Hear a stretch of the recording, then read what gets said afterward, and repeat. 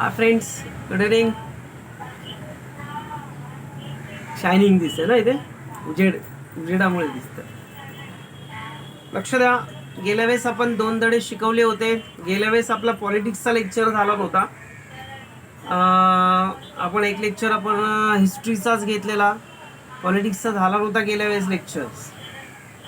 आज बघूया आपण लेसन नंबर थर्ड लेसनमध्ये आपल्याला आज बघायचं आहे पोर्तुगीज, ब्रिटिश, डच आणि फ्रेंच त्यांनी आपल्या वसाहती आपल्या भारतात कशा पद्धतीने एस्टॅब्लिश केल्या, स्थापन केल्या आणि त्याचे परिणाम काय झाले हे आपण आज बघणार आहोत, बरोबर ना.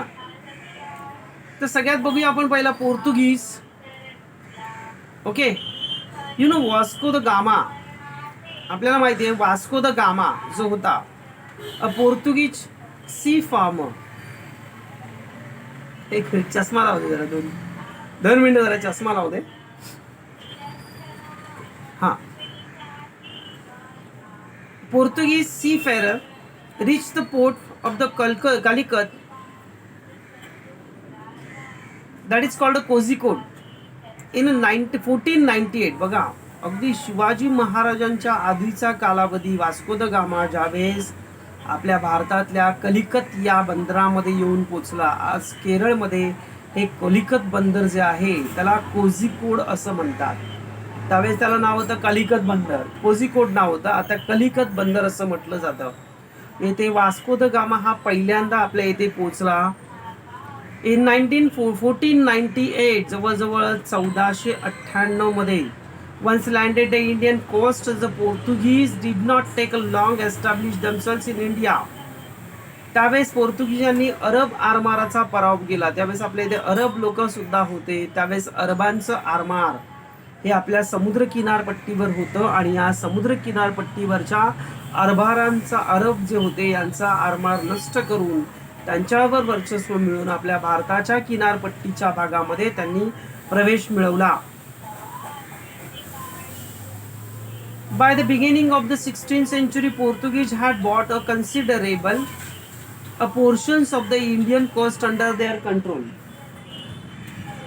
आपल्या भारतामध्ये इथे राज्य करण्याचा सगळ्यात महत्त्वाचा फायदा म्हणजे आपल्या हिंदुस्थानमधील जे राजे होते त्यावेळेस राजेशाही होती. या राजांमधली आपापसामधली भांडणं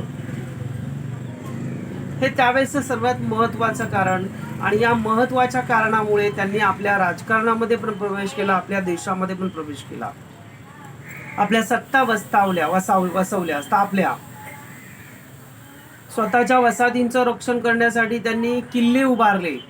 किल्ले म्हणजे काय, ते ज्या वसाहतीमध्ये राहायचे त्या वसाहतीच्या भोवताली त्यांनी तटबंदी उभारली आणि हेच तटबंदी असलेले जे किल्ले आहेत यांना नंतर भुईकोट किल्ले म्हणून ओळखले जाऊ लागले. भुईकोट किल्ले म्हणून ओळखले जाऊ लागले. The Indian coast under their control, the Portuguese look advantages of the strained relations among the various rural South Indians.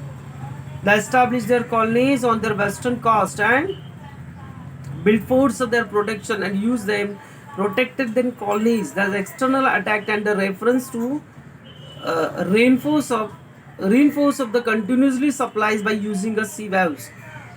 आता हे का रचले त्यांनी, त्याच्या मागचं कारण होतं की त्यांनी जे किल्ले रचले गेले ते का, तर आधारे आपल्या समुद्राच्या मार्गाने, आता बाह्य हल्ले जे होतात बरं ना, वसाहतीचं रक्षण करायचं, समुद्रमार्गे किल्ल्यांना रसद पुरवायची म्हणजे तिथल्या लोकांना, तिथल्या वसाहतींना सगळा माल पुरवायचा, असा त्यांचा मनसुबा होता. पोर्तुगीजांची ही युद्धनीती होती. युद्धनीती होती आणि कालांतराने त्यांचे आरमार हे प्रबळ झाले. प्रबळ झालं. किनाऱ्यावरती आरमारी छापा घालून शत्रूचा मुलूक ते उद्ध्वस्त करायचे. किनाऱ्यावरचे जेवढे काही प्रदेश असायचे तिथे काय करायचे, आरमारी छापा घालून, म्हणजे बोटीद्वारे किंवा म्हणतात ना सैन्याद्वारे, बोटीतील सैन्याद्वारे त्या कॉलनीमध्ये, त्या वसाहतींवरती, तिथल्या आजूबाजूच्या प्रदेशावर छापे घालायचे आणि तिथली लूट मिळवायचे, तिथली राज्य जिंकायचे आणि आपल्या ताब्यात ते प्रदेश घ्यायचे. अशा प्रकारे आपल्या वसाहती वाढवत गेले ते, बरं ना. इन द पोर्तुगीज टूक ॲडव्हान्टेजेस दॅट्स पोर्तुगीजांनी ह्या गोष्टीचा फायदा उचलला. Their colonies with the supplies by the using sea waves, the Portuguese naval's force was very strong.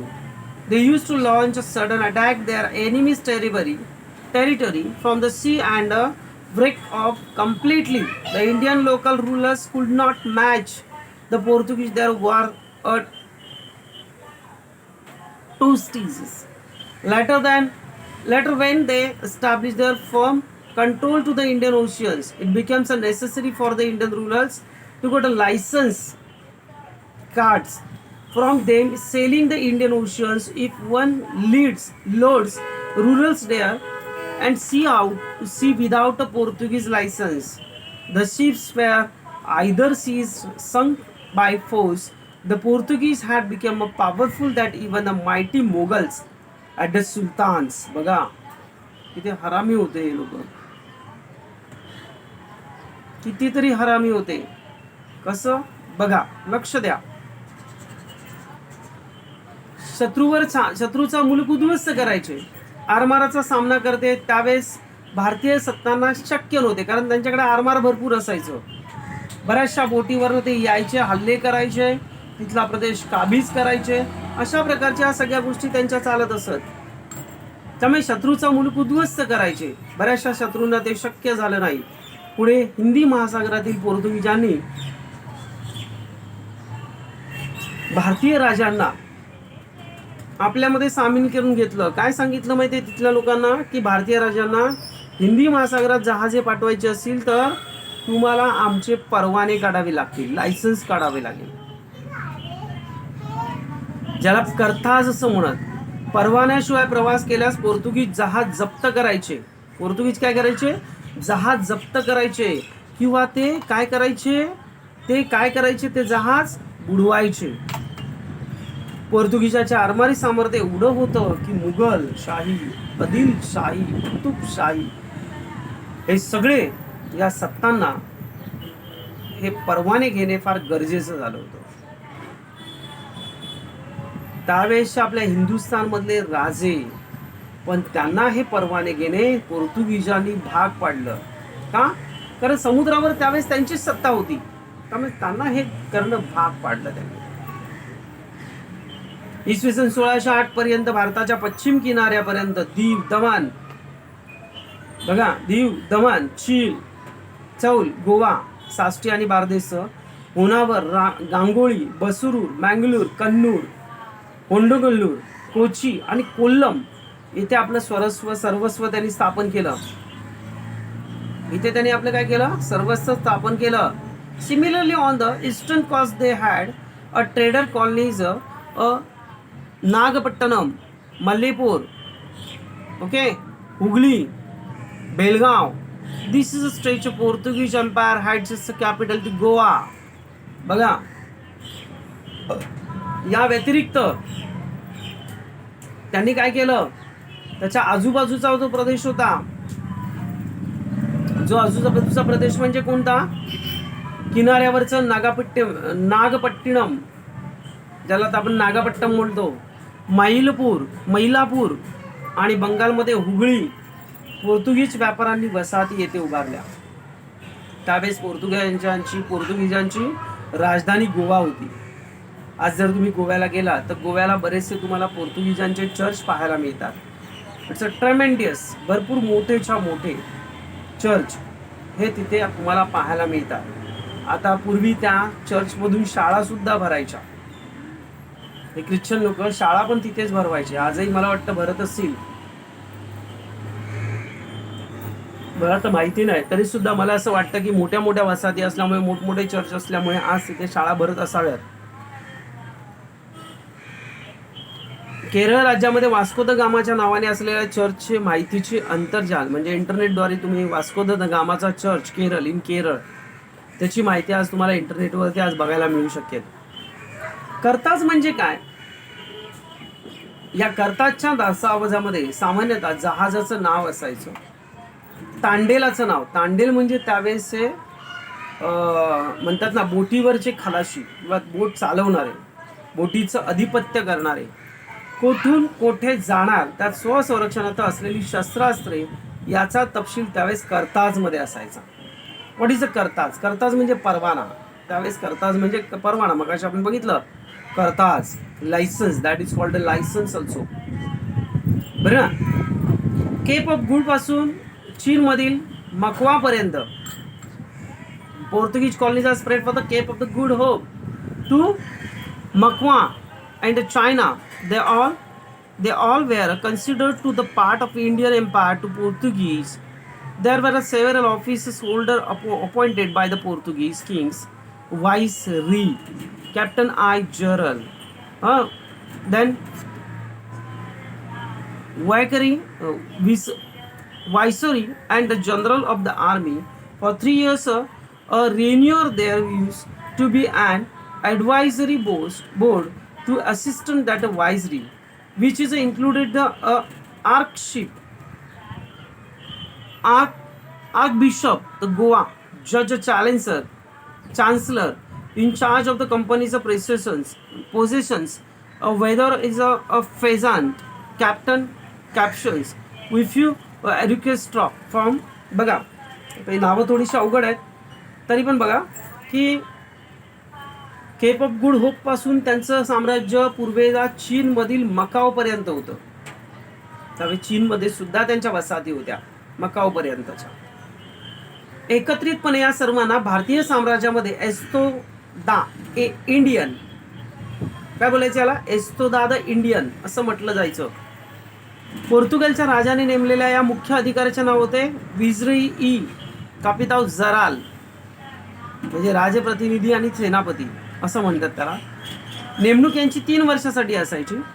या अधिकाऱ्याला सल्ला देण्यासाठी राज्य सल्लागार मंडळ असायचं, ज्याला असबिशप असं म्हणतात. ज्याला आता शॉर्ट भाषेमध्ये बिशप असं बोलतात. समजलं. मुख्य धर्मगुरू, चान्सेलर, न्यायाधीश, वैदोर ऑफ फैजल, त्यावेळेस अरबी लिपीमधले हे सगळ्या गोष्टी आहेत.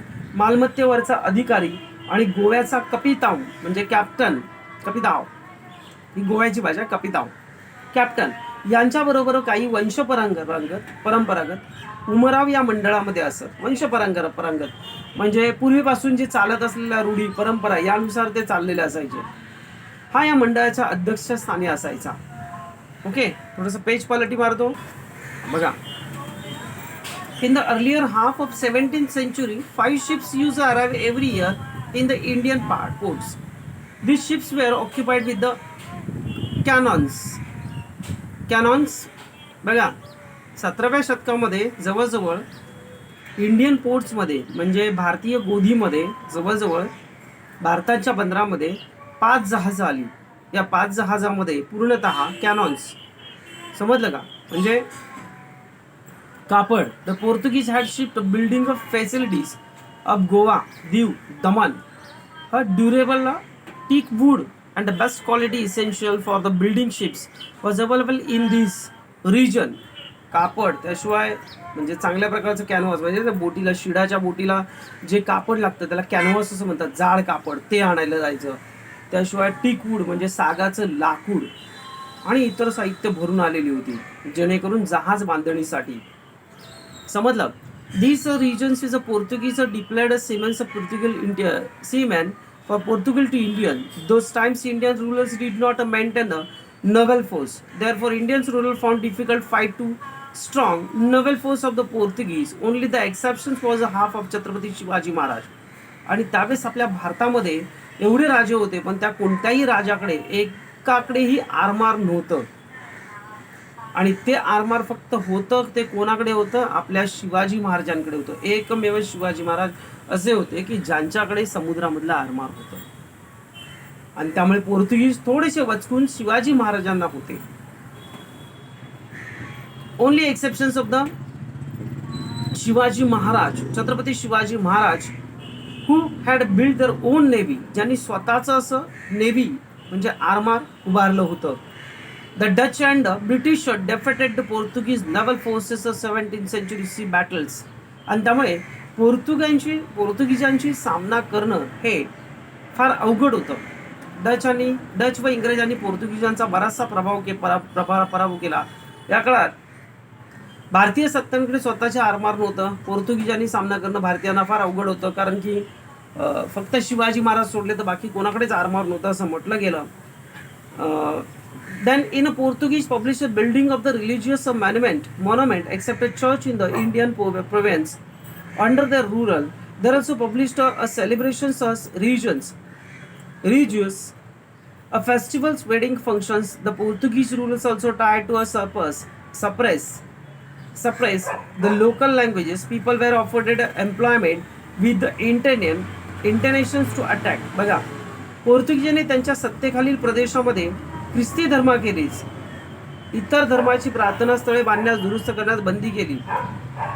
फक्त चर्चच बांधायचे, बाकी काही बांधायचं नाही. म्हणजे बघा किती हरामी होते. त्या लोकांचा ख्रिश्चन धर्म होता, पण त्यांनी ख्रिश्चन धर्माव्यतिरिक्त बाकी कुठली चर्च व्यतिरिक्त बाकी कुठल्याही देवळाची बांधकामं करणं याच्यावर बंदी घातली होती. त्याशिवाय इतर धर्मियांना धार्मिक उत्सव साजरे करण्यास, लग्न समारंभ, स्थानिक भाषांची गळचेपी केली. तिथल्या स्थानिक भाषा होत्या त्या बोलायच्या नाहीत. आमच्या भाषा शिका. आमच्या डच भाषा त्यावेळी शिकवली जायची, पोर्तुगीज भाषाही शिकवली जायची, फ्रेंच भाषा चालू झाली आपल्या देशामध्ये. आजही आपल्या इथे तसंच अवस्था असतो. काय काय जण माहिती आहे, संस्कृत घेत नाही, फ्रेंच घेतात. का? तर जसं काय फ्रेंचला जाणार आहेत. अरे ज्या आपल्या देशात नाही आहेत त्या लोकांच्या भाषा शिकायच्याच कशा? प्रत्येक जण त्या देशाला प्राधान्य देतात. तुम्हाला माहिती आहे, प्रत्येक देश हा त्यांच्या देशाची भाषा वापरतो. आणि इंग्रजी ही भाषा फक्त कम्युनिकेशनसाठी आहे. ती फक्त कधी वापरतात? ती शिकली जाते, तिचा वापर होत नाही. तो वापर फक्त ज्यावेळेस आपण बाहेर जातो, इतर कंट्रीजमध्ये जातो, त्यावेळेस फक्त कम्युनिकेशनसाठी वापरली जाते. आणि आपल्या देशामध्ये इंग्रजी भाषेला डोक्यावर इथे ठेवलं. ज्याला इंग्लिश येत नाही तो प्रगत नाही असं समजलं जातं. मग तो डब्बू असला तरी त्याला इंग्लिश येत असेल तरी तो इंग्लिश येतं बाबा असं बोललं जातं. म्हणजे त्यावेळेस या सगळ्या गोष्टींची गळचेपी त्या लोकांनी केली होती. त्यांची स्वतःची, त्या कॉलनीमध्ये राहणारे वसाहतवाले होते, त्यांच्या भाषा सुद्धा त्यांना यूज करायला देत नव्हते. धार्मिक विधी, सण समारंभ, लग्न, विवाह वगैरे या सगळ्या गोष्टींवर बंदी होती. एवढं तिथे सगळ्यांची गळचेपी त्यांनी केलेली होती. देन एक minute. Then Christianity to the beginning their rules made a Goa free part that resulted attracting tenders from the world's various countries to Goa. त्यानंतर आज बघायला गेलं तर ब्रिटिश जे होते, या ब्रिटिशांनी काय केलं, नंतर ब्रिटिश आले आपल्या इथे.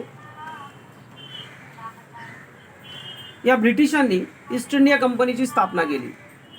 Okay, the British established East India Company 31 December 16.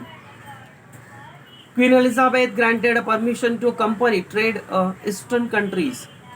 तेव्हाच राणी आपल्या देशामध्ये इंग्लंडची राणी जी होती ती एलिझाबेथ होती. त्यावेळेस आपला भारत हा इंग्लंडचाच भाग होता म्हणायला गेलं तर, कारण इंग्रजांनी आपल्यावरती वर्चस्व केलेलं होतं म्हणून. तिने पूर्वेकडील देशांशी व्यापार करण्याचा परवाना दिला. आता तिथली जहाजं पूर्वेकडील देशामध्ये पाठवणे, तिथला माल खरेदी करणे, व्यापार करणे, जो पैसा मिळेल त्यातून पाठवलेल्या वस्तूच्या रोख रकमेतून मसाल्याचे पदार्थ खरेदी करणे.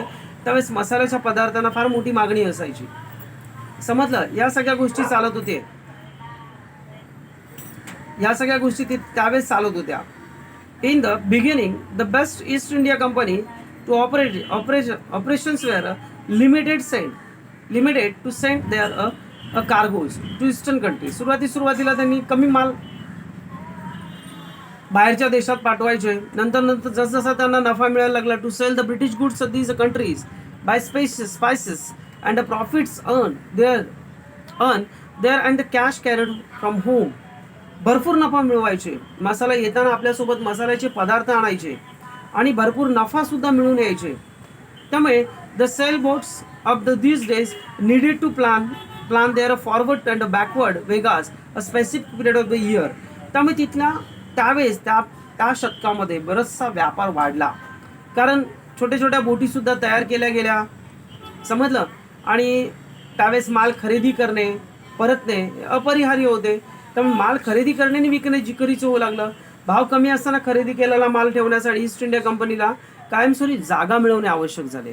आता बघा, आपल्या इथला माल विकायचा आणि तिथला कच्चा माल आणायचा.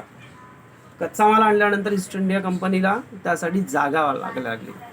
जागा पाहिजे ना, एवढा सगळा माल ठेवायचा, कुठे ठेवणार, जागा पाहिजे ना. हा जागा मिळवण्यासाठी त्यांनी काय केलं,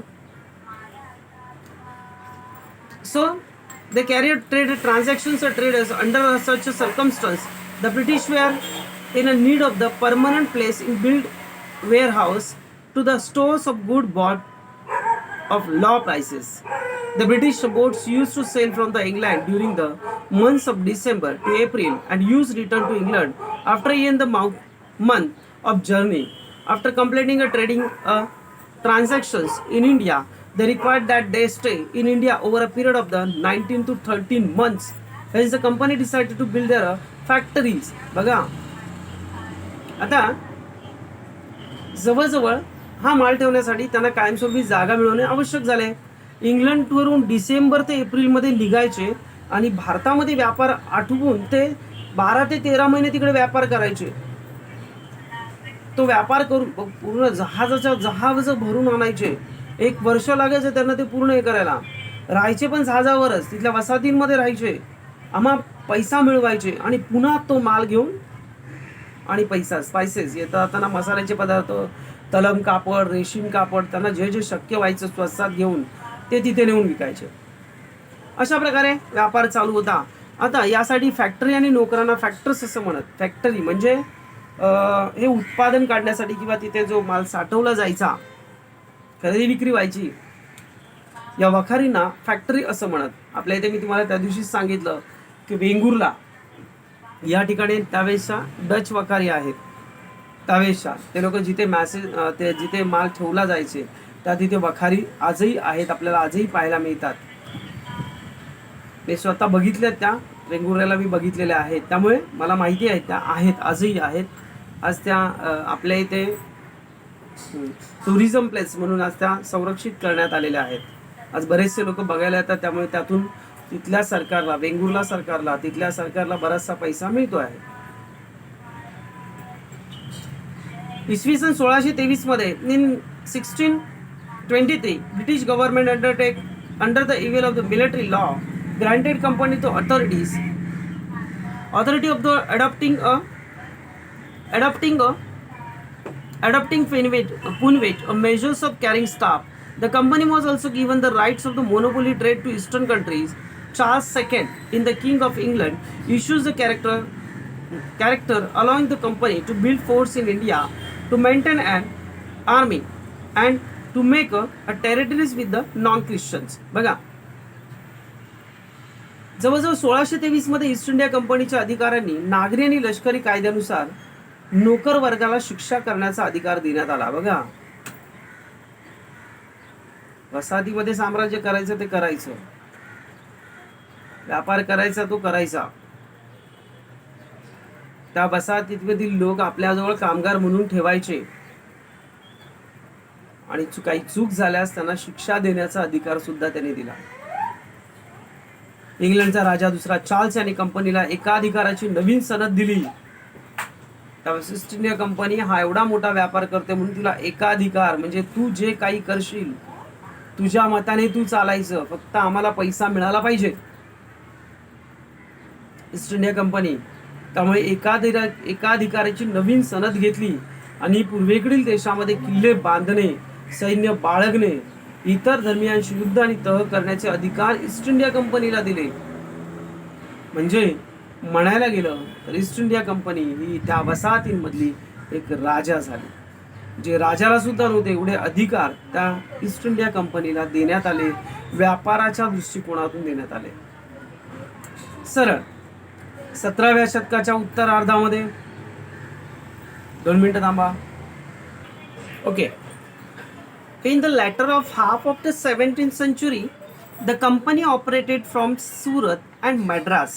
That is called Chennai. In bracket there is a Chennai. The eastern coast, Odisha, Bengal. In India, the other eastern countries were under the company's jurisdictions. The factories of the Rajpur, Maharashtra, part city of the Mocha, Machai and Yamin, is a Red Sea, Basra, The Persian Gulf were controlled by the Surat Center. The Surat factory staff, a comparison to a accountant and in charge of the stores. It traces some factors and clerks. In addition, there was a customs resist, a surgeon and his assistants, Coke's company, president, personal servants and a trumpet blower. बघा 17व्या शतकाच्या उत्तरार्धामध्ये कंपनीचा जो कारभार होता हा कंपनीचा कारभार जवळजवळ सुरत आणि मद्रासमधला चेन्नई हे पोर्ट आहे तिथून केला जायचा. मद्रासच्या कार्यकक्षेमध्ये भारताचा पूर्व किनारा, ओडिशा, बंगाल, पूर्वेकडील इतर काही देश, राजापूर, महाराष्ट्रातलं राजापूर, तांबड्या समुद्रातलं मोखा, पार्शियन आखातातील बसरा येथे वखारी होत्या. सुरतेच्या वखारीमध्ये एक हिशोबनीस, एक कोठार प्रमुख, एक खजिनदार, काही वाखारदार, कारकून सुद्धा असायचे. त्यांच्या जोडीला धर्मगुरू, सर्जन, मतदनीस,